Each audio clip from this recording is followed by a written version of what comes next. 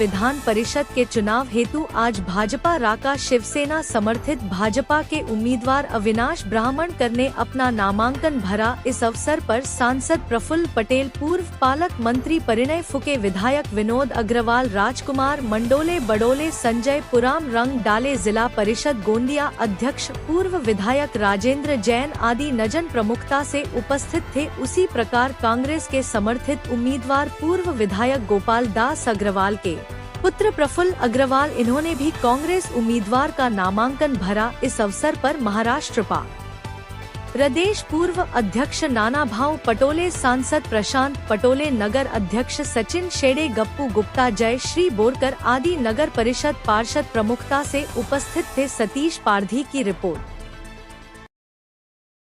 महागाई असेल, हे सगळे मुद्दे या निवडणुकीच्या माध्यमातून या वोटरच्या मनात आहेत आणि वोटर यावेळेस या महायुतीच्या लोकांना ऐकणार नाही अशी परिस्थिती आहे आणि या ठिकाणी काँग्रेस विचाराचाच उमेदवार निवडून येईल अशा पद्धतीचं चित्र आज भंडारा गोंदियात आहे। शेवटचं फायनल कोणावर डिसिजन, फायनल नाव कोणाचं होईल, कधीपर्यंत क्लिअर होईल हे आम्ही सांगितलं आहे। आता आम्ही दिलीप बनसोडे यांचा फॉर्म आम्ही भरलेला आहे काँग्रेस पक्षात आणि 2 उमेदवार आम्ही त्याला सपोर्टेड टाकलेले आहे।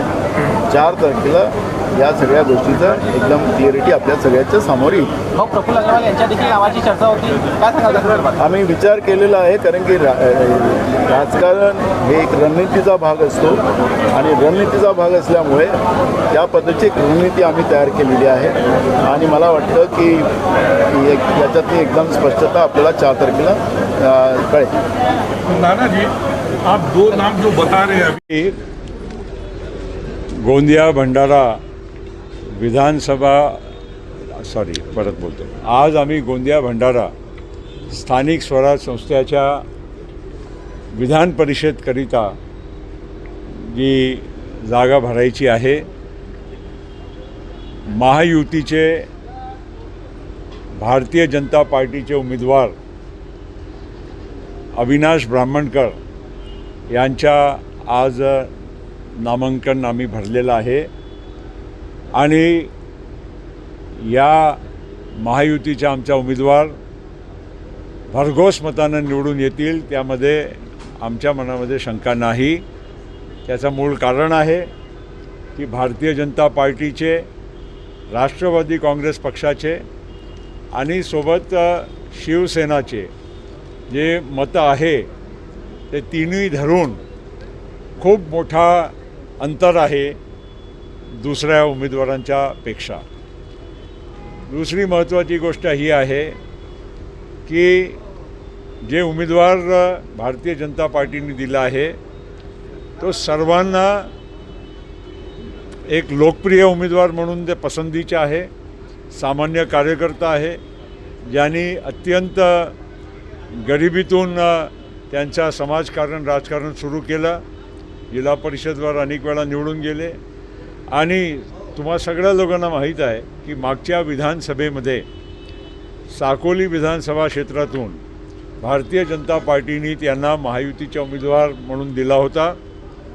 अवघ्या 200 मताच्या फरकामध्ये खऱ्या अर्थानं जी वोटिंग झाली, जनतेची वोटिंग झाली, त्यामध्ये मशीनमध्ये ते 700 मतानं पुढे होते, पण दुर्दैवानं जे पोस्टल बॅलेट होते त्यामध्ये परत ते मागे पडले आणि 200 मतांना पराभव झाला होता।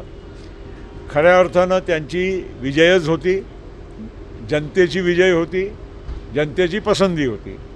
असो, जे काय झालं ते एकमेव जागा वगळता भंडारा आणि गोंदिया जिल्ह्यामध्ये सर्व जागा महायुतीनेच जिंकलेली आहे आणि आम्हाला खात्री आहे की या निवडणुकीपासून येणाऱ्या काळामध्ये जे काही निवडणुका येतील, जे काही राजकारण होतील, त्यामध्ये महायुतीशिवाय कुठल्याही पक्षाला संधी मिळणार नाही।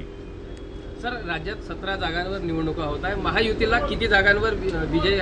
महायुती या 17 जागापैकी एक बाय इलेक्शन वगळता आणि जे पण बाय इलेक्शनमध्ये भारतीय जनता पार्टीचे उमेदवार आहे त्याशिवाय 16 जागा जे आहे, 10 जागा भारतीय जनता पार्टी लढत आहे, 4 जागा शिवसेना शिंदेसाहेब लढत आहे आणि 2 जागा राष्ट्रवादी काँग्रेस पक्ष कोकणची आणि एक पुण्याची, हे 2 जागा आम्ही लढत आहोत.